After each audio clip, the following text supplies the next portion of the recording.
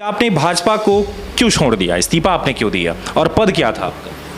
मैं भारतीय जनता पार्टी के पूर्व में जिला महामंत्री के पद में रहा हूँ।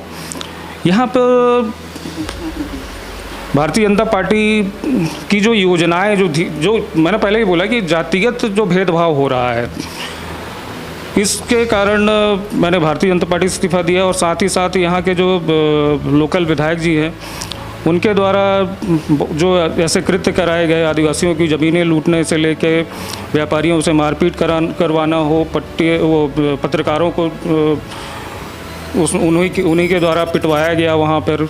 ये सिर्फ सीधी विधानसभा की बात नहीं कर रहा हूँ, चुरहट में भी यही हाल हो रहा है। चुरहट में पिछले दिनों आपने देखा होगा, बोकरो में इतना बड़ा हादसा हुआ, उसमें कहीं ना कहीं शासन प्रशासन ने ढिलाई की, लोगों के ऊपर लाठियाँ गांव के ही लोगों ने लाठी एक दूसरे के ऊपर चलाई, गांव के लोगों ने एक दूसरे को दौड़ा कर मारा। लेकिन पुलिस कहाँ थी वहाँ पे? लोकल पुलिस ने कोई कार्रवाई करने की कोशिश नहीं की। फिर उसके बाद सिमरिया चौकी की तरफ से भी कोई कार्रवाई नहीं करने की कोशिश की गई। पिछले उसमें एक एससी समाज के मड़वा के गांव के सरपंच को इतनी बेरहमी से पीटा गया, आपने देखा होगा वीडियो। कहीं ना कहीं ये संरक्षण मिल रहा है लोगों को, शासन प्रशासन कोई कार्य नहीं कर रहा है, कार्रवाई नहीं कर रहा है। सिहावल में भी यही हाल है कि वहाँ भी तानाशाही चल रही है, बहुत सारी घटनाएं वहाँ से भी सुनने को आती हैं। धौनी विधानसभा में भी यही हाल है कि गरीबों के घर गिरा दिए जाते हैं, आदिवासियों के घर गिरा दिए जाते हैं, बहुत सारे लोगों के ऊपर अवैध रूप से रेत खनन का आरोप लगा, लेकिन उसके बाद भी कोई कार्रवाई नहीं हो रही है। तो मैं चाहता हूँ कि हम सब मिलकर एक बेहतर समाज बनाने का प्रयास करें। जब तक हम आप एक दूसरे का सहयोग नहीं करेंगे, शासन प्रशासन से अपनी लड़ाई एकजुटता से नहीं लड़ेंगे और ऐसे जनप्रतिनिधियों से जब तक एकजुट होकर नहीं लड़ाई लड़ने का प्रयास करेंगे, जब तक मुझे नहीं लगता कि एक अच्छा समाज हम बना पाएंगे, एक अच्छा देश हम बना पाएंगे। देश कह रहा है कि ये जो पेशाब करने वाला व्यक्ति था वो विधायक प्रतिनिधि था, आपको भी क्या लगता है कि वो था? वो तो साफ साफ दिख रहा है, वो साफ साफ दिख रहा है, वो विधायक प्रतिनिधि था। मेरी फेसबुक प्रोफाइल में भी जुड़ा हुआ था।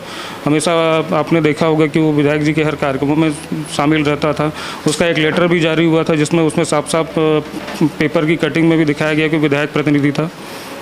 लेकिन उसके बाद भी विधायक जी का साफ साफ ये मना करना, ये कहीं ना कहीं दर्शाता है कि आप राजनीतिक रूप से पहले लोगों का इस्तेमाल करते हैं, जब उनका इस्तेमाल हो जाता है तो फिर वहाँ पर उनको किनारे करने का प्रयास करते हैं। तो यही मेरा उद्बोधन इस बारे में। जी, बहुत धन्यवाद। तो आपने देखा आज जो है विवेक कोल जी के साथ जो ये पूरी वार्तालाप हुई समाज को लेकर के और भाजपा को लेकर के, या फिर कहूँ कि जो ये शर्मसार करने वाली घटना थी, सारे मामलों को लेकर के बातचीत हुई। आपने ये भी देखा कि विवेक जी का कहना है कि शराब नीति जो चल रही है, जो हर चौराहे पे शराब बिक रही है, इसका भी विरोध हम करेंगे। समाज में जो कहीं ना कहीं जो कमियां हैं उसका भी हम विरोध करेंगे कि भाई कमियां जो हैं उसको निकाल के बाहर किया जाए। दूसरी बात, हमने आरक्षण से संबंधित जो बात किया वो भी बेहद जरूरी था, क्योंकि सबसे बड़ी बात जो देखी जाती है कि समाज में अगर आरक्षण है तो अच्छी बात है, लेकिन आरक्षण उन्हें दिया जाए जिन्हें जरूरत है।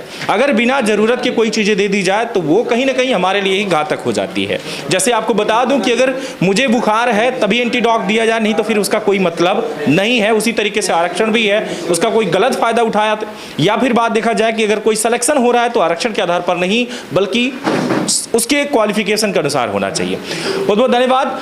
और सबसे बड़ी बात कि कल मिलते हैं आपके आंदोलन के साथ, देखा यही जाएगा कि आंदोलन में क्या होता है और इस आंदोलन में कितनी सहभागिता रहती है और समाज के लिए क्या मैसेज जाता है। बहुत बहुत धन्यवाद। लगातार जुड़े रहें तनगढ़ी 4 न्यूज़ से।